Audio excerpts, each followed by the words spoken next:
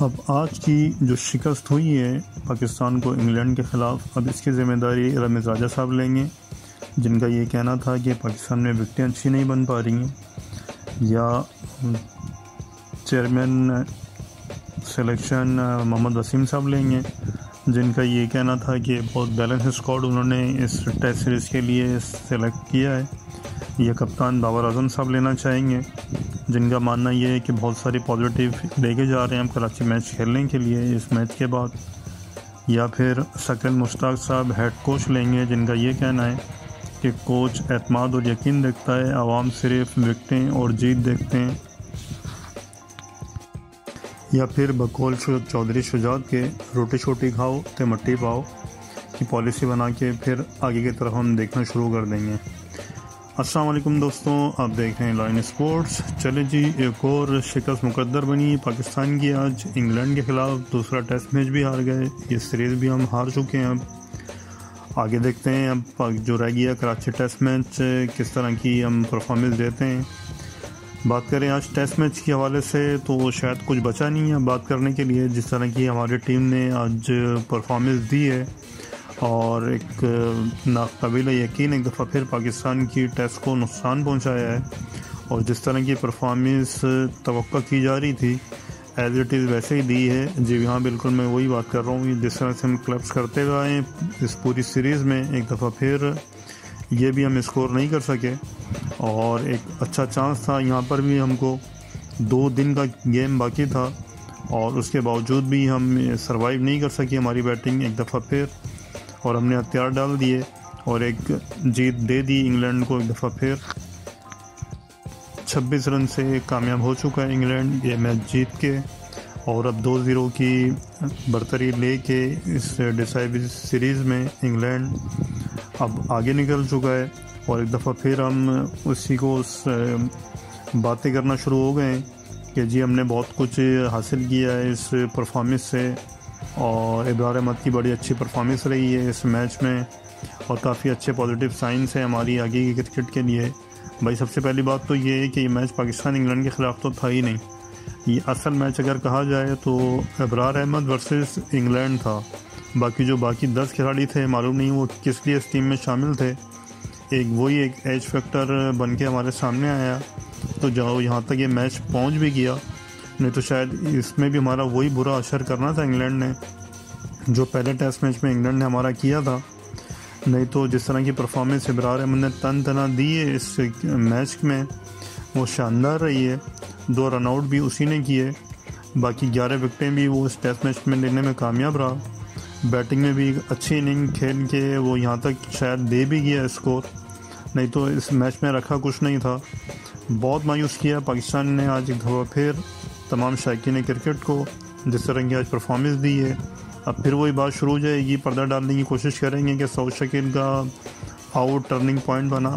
भाई होते रहते हैं सारे इस तरह के मैचेस के दौरान में, आपने सिर्फ देखना ये होता है कि आपके प्लेयर्स परफॉर्म किस तरह से कर रहे हैं। ठीक है, पूरी दुनिया ने देख लिया है कि वो कैच नहीं था, गेंद ज़मीन पर लग चुकी थी, लेकिन उसके बावजूद भी थर्ड एम्पायर पता नहीं भंग भी के ये बैठते हैं क्या करते हैं। और आईसीसी को लाजमी ऐसे एम्पायर्स के ख़िलाफ़ एक्शन लेना चाहिए कि अगर वो इतने एंगल से देखने के बाद भी जज नहीं कर पा रहे हैं तो किस किस्म की घटिया मैरी की एम्पायरिंग चल रही है। स्पेशली इतने क्रूशल मोमेंट पे इस तरह का आउट दे के वो यकीनन पाकिस्तान को नुकसान पहुंचाया है यहाँ पे, और हो भी सकता था कि शायद अगर वो आउट नहीं होते तो ये मैच हमारे हाथ में होता। लेकिन सऊद शकील की जहाँ तक बात की जाए, ठीक है, अच्छी परफॉर्मेंस दी है उन्होंने, लेकिन 213 गेंदें खेलने के बाद जब आपको स्कोर निकालना ही नहीं आ रहा है तो किस तरह से फिर आप टारगेट की तरफ जाएंगे, जब आप देख भी रहे हैं कि आपके सामने विकेटें गिरती चली जा रही हैं। थोड़ी एग्रेशन आपको शो करनी चाहिए थी यहाँ पे। एक एंड से अगर आपने सिर्फ विकेट ही बचानी थी, फिर सारे ही अगर सामने से आपके आउट हो जाते तो फिर आपने क्या कर लेना था इस टेस्ट मैच में। जिस तरह की इनिंग मोहम्मद नवाज़ साहब ने खेली है, ठीक है, वो यहाँ तक लाने में उनका बहुत अहम किरदार रहा है, लेकिन भाई ये टेस्ट मैच है, ये 2020 मैच की तरह आपको नहीं खेलना था। थोड़ा सा अगर आपने अपनी इनिंग को अच्छा फोकस करके यहाँ तक स्कोर पहुँचा ही दिया था तो मज़ीद आपको फोकस रहने की ज़रूरत थी। ऐसा नहीं है कि हर बॉल पे ही आपको चौके छक्के मारने हैं। अच्छी इनिंग रही उनकी मोहम्मद नवाज़ साहब की भी, लेकिन जिस तरह से वो आउट हुए उसके बाद फिर आगा सलमान साहब एक एंड पे वो भी फिर खड़े ही रह गए और इस तरह से पूरी पाकिस्तान की टीम 328 रन बनाकर आउट हो गई। आज जब दिन का आगाज़ हुआ फ़हीम अशरफ साहब की पहली विकेट गिरी, 10 रन बनाने में वो कामयाब रहे। उसके फ़ौरन बाद मोहम्मद नवाज़ ने जब ज्वाइन किया है सऊद शकील को तो दोनों ने स्कोर बढ़ाना शुरू किया। अच्छे टच में लग रहे थे यहाँ पे मोहम्मद नवाज़, जिस तरह से वो हावी हुए इंग्लैंड के बॉलर पे। वो एक ऐसा पीरियड नज़र आया जहाँ पे इंग्लैंड प्रेशर में भी नज़र आया और अच्छे रन भी निकालने शुरू किए मोहम्मद नवाज़ ने। लेकिन दूसरे एंड से जिस तरह से सऊद शकील बैटिंग कर रहे थे मुस्तकिल डिफेंसिव अंदाज में, तो वहाँ पे फिर मजबूरन इस तरह की विकेट का नुकसान उठाना पड़ा मोहम्मद नवाज़ साहब को। 290 पे उनकी छठी विकेट गिरी। उसके बाद सऊद शकील सिर्फ 1 रन के इजाफे से, वो भी एक ना समझ में आने वाला थर्ड एम्पायर का फैसले की वजह की भेंट चढ़ गए और इस तरह से 7 विकेटें आउट हो चुकी थी। यहाँ अबरार अहमद ने अच्छे आते ही 11 रन इन खेलनी शुरू की। 17 रन बनाने में वो कामयाब हुए। 319 पे पाकिस्तान की 310 पे अबरार अहमद भी आउट हो गए। उसके बाद मोहम्मद अली आखिरी विकेट की शराकत में आगा सलमान के साथ वो भी किसी खास कारकर्दगी नहीं दिखा सके और इस तरह से 328 पे हमारी पूरी इनिंग सिमट गई और पाकिस्तान के रन 26 रन से हार के अब 2-0 से पीछे चला गया। इस सीरीज़ को हार के अब आने वाला ये वक्त ही बताएगा कि किस तरह से कराची में परफॉर्मेंस देती है हमारी टीम।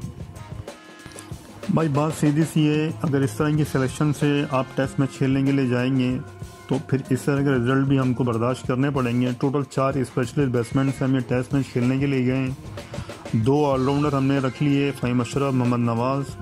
ना हम तीतर रहे ना बटेर रहे, उस पॉलिसी पे हमने सिलेक्शन की इस टेस्ट मैच के लिए। और सीधी सी बात है, इस तरह की ऑर्डिनरी बॉलिंग शायद ही कभी किसी ज़माने में हमने पाकिस्तान की देखी होगी जिस तरह की ये बॉलिंग लाइनअप थी।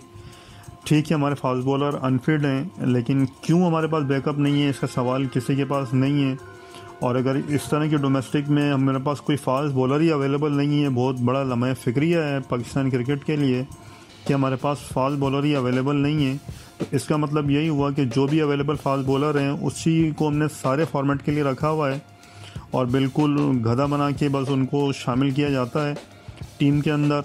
और जब तक वो अनफिट होते नहीं हैं तो मुस्तकिल उनका जूस निकालते रहती है हमारी पाकिस्तान क्रिकेट बोर्ड और पाकिस्तान के मैनेजमेंट। जिस तरह की ये सिलेक्शन ये मुस्तकिल करते हुए आ रहे हैं, जब आप इस तरह की सिलेक्शन करेंगे और जो अहल लड़के हैं उनको टीम में शामिल नहीं करेंगे तो फिर इसी तरह की आपको रिज़ल्ट मिलते रहेंगे। मैंने अपनी पिछली वीडियो में भी यही कहा था, सरफराज अहमद किस जुर्म की सज़ा पा रहे हैं किसी को कुछ मालूम नहीं है।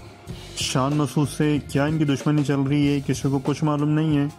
और इसी तरह ये प्लेयर के साथ नाइंसाफ़ी करते चले जा रहे हैं, अपनी मनमानी करते चले जा रहे हैं। तो जब फिर इस तरह की आपने इज़्ज़ादारी रखनी है टीम के अंदर अपनी, तो फिर ऊपर वाला भी आपके साथ ऐसे रिज़ल्ट आपको देता रहेगा। अगर अब भी पाकिस्तान ने होश के नाखून नहीं लिए तो ये मुझे नहीं लगता है कि टेस्ट मैचेस में और ज़्यादा सर्वाइव कर जाएंगे। बड़े ख्वाब थे इनके ICC टेस्ट चैम्पियनशिप के फाइनल खेलने के, जो कि आज बिल्कुल मिट्टी में मिला दिए इंग्लैंड ने। जिस तरह की परफॉर्मेंस दी है इंग्लैंड के तमाम बॉलर्स ने शानदार रही। ऑली रॉबिन्सन 2 विकेटें आज लेने में कामयाब रहे, जैक लीच के हिस्से में 1 विकेट आई, जो रूट भी 1 विकेट लेने में कामयाब रहे। मार्क वुड क्या ही बात है इनकी, जो पेस है जो रिवर्स स्विंग है इनकी, 4 विकेटें वो लेने में कामयाब हुए। जिमी एंडरसन एक दफ़ा फिर 2 विकेटें लेके अपना एक्सपीरियंस शो किया। और इस तरह से यहाँ पे जितनी तारीफ़ की जाए इंग्लैंड के बॉलर से, जिस सेटअप के ज़रिए उन्होंने हमारे बैट्समैन को आउट किया है वो बहुत ही ज़बरदस्त, वो बहुत ही शानदार रहा। मुझे तो कभी कभी ऐसा फील होता है कि ये होम एडवांटेज हमारा नहीं था, ये इंग्लैंड का था। क्योंकि जिस तरह से विकेट उन्होंने रीड की, जिस तरह से कंडीशन उन्होंने रीड की, जिस तरह से सेटअप, जिस तरह से प्लान नज़र आया है इंग्लैंड का, वो बहुत ही शानदार रहा।